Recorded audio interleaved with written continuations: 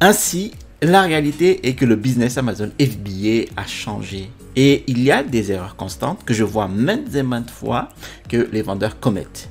Donc dans cette vidéo, je vais décomposer les 5 plus grandes erreurs Amazon FBA que je vois faire des marques et des vendeurs. Mais plus important encore, ce que vous pouvez faire pour les changer. Allons-y. Bonjour à tous, quoi de neuf? Bienvenue à la chaîne Telimax.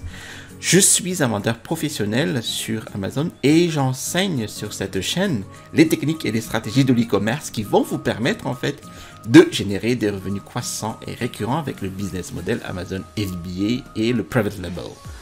Alors, vous êtes sur cette chaîne YouTube qui publie des vidéos chaque semaine décomposant les sujets approfondis sur la façon dont les vendeurs en e-commerce et Amazon FBA peuvent améliorer et faire évoluer leurs activités. Si vous êtes nouveau sur cette chaîne, je vous invite à vous abonner en cliquant sur le bouton s'abonner situé en dessous de cette vidéo pour recevoir les notifications des prochaines sorties vidéo.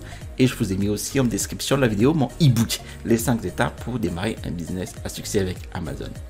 Alors, maintenant, la première erreur pourrait surprendre certaines personnes, mais c'est une chose constante que je commence à voir dans l'industrie.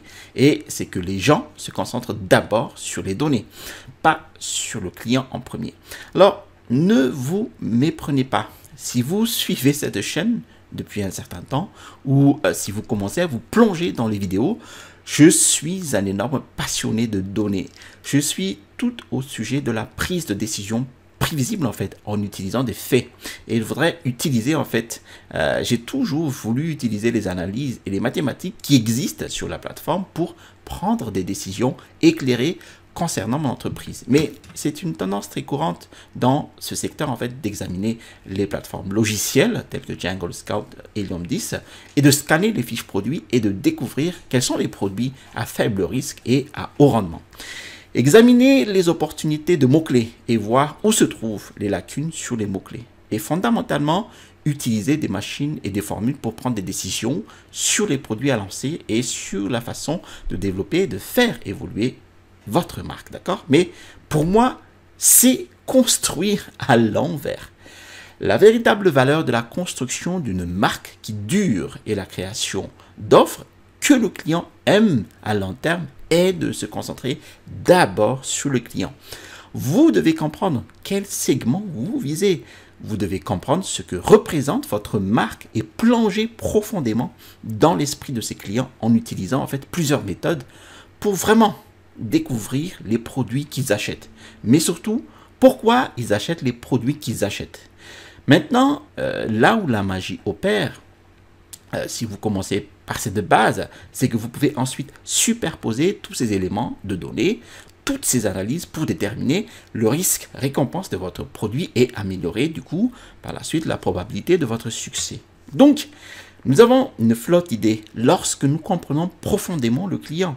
Puis, nous allons sur la plateforme Amazon, puis nous superposons les données, puis nous comprenons en fait les mathématiques, les produits. Et c'est ainsi que vous pouvez considérablement améliorer le succès sur la plateforme, d'accord?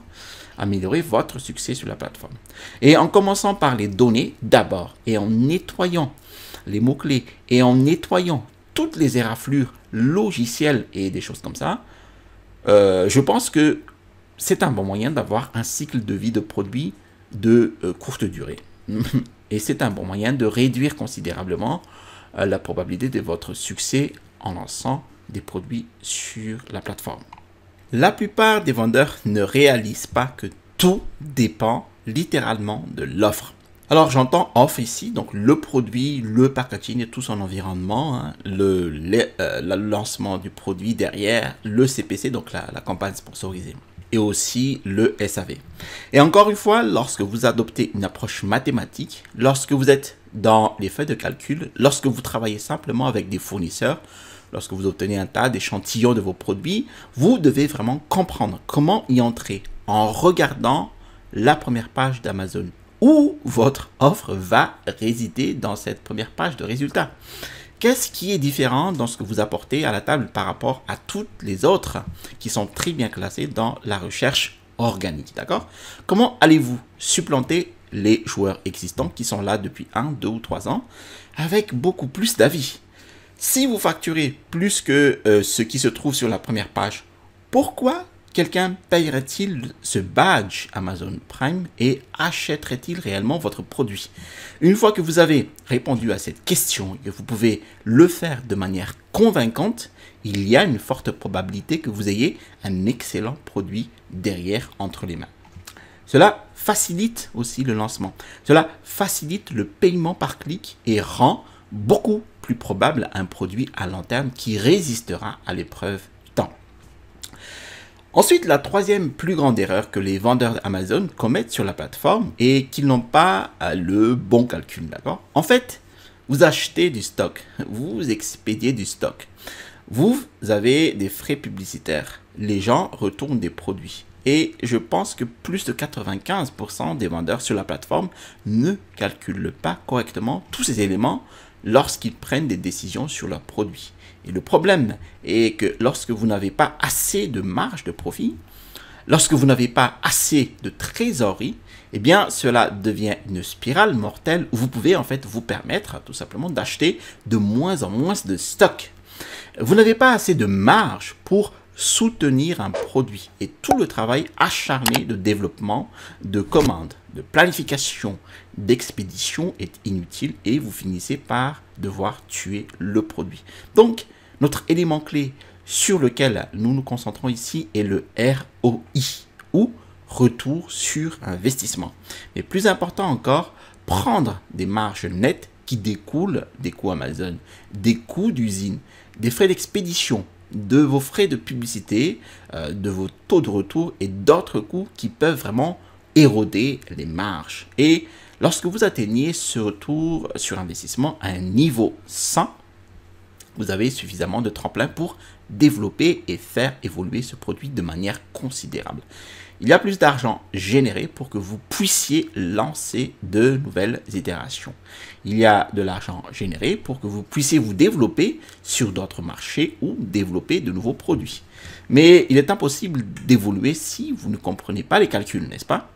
Et c'est un problème critique que je vois maintes et maintes fois des gens développant le business en fait sur la plateforme. Alors, un petit secret de la vente de produits physiques via l'e-commerce ou Amazon FBA et qui sont riches en actifs mais qui manquent d'argent.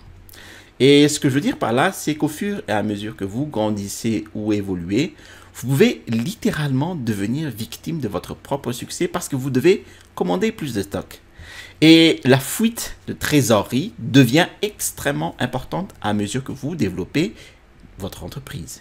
Et la dure réalité est que la plupart des vendeurs d'Amazon, en fait, ne seront pas en mesure de retirer de l'argent de leur entreprise pendant 2 ou 3 ans. Et dans mon cas, lorsque j'ai scalé ou mise à l'échelle ma première marque à plus de 6 chiffres, la première fois que j'ai retiré 1 euro de cette marque, c'est lorsque j'ai vendu la marque. Et c'était une sortie à 6 chiffres, ce qui a évidemment été un moment qui a changé ma vie. Mais je n'ai pas retiré 1 euro dans cette marque avant, car tous les revenus de l'entreprise, si vous voulez grandir et évoluer, doivent être réinvestis dans la marque et l'entreprise afin que vous puissiez continuer à croître. Vous devez tout simplement retarder la gratification. Si vous souhaitez développer et faire évoluer un produit physique, une entreprise en e-commerce, vous construisez un atout extrêmement précieux, mais vous n'y avez accès pendant des années. Et dans la même veine, vous n'obtiendrez pas ces coups de dopamine, ces récompenses, ces incitations, vous achetez des trucs, vous vivez la vie qui vient, mais ça vient avec le temps, et cela peut le faire jour après jour, semaine après semaine, mois après mois, année après année. Ce sont ceux où il y a une part énorme d'or au bout de l'arc-en-ciel.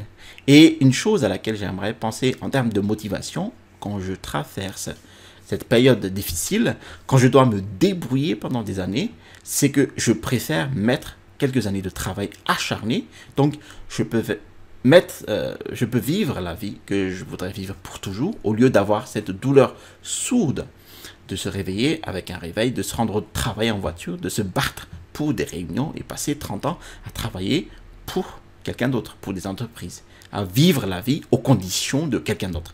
Mais il faut de la patience, du courage. Alors franchement, peu de gens ont l'appétit pour le faire. Et puis, la 5e erreur courante que je vois que les vendeurs Amazon FBA commettent, c'est qu'ils le font seuls.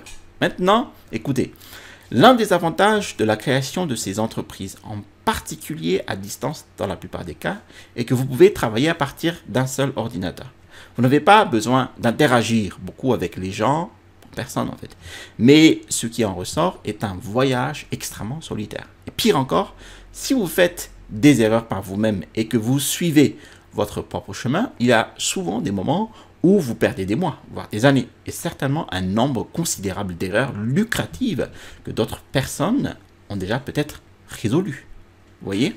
Donc, ma recommandation est que vous trouviez votre tribu, vous trouviez des leaders dans l'industrie que vous respectez et en qui vous avez confiance.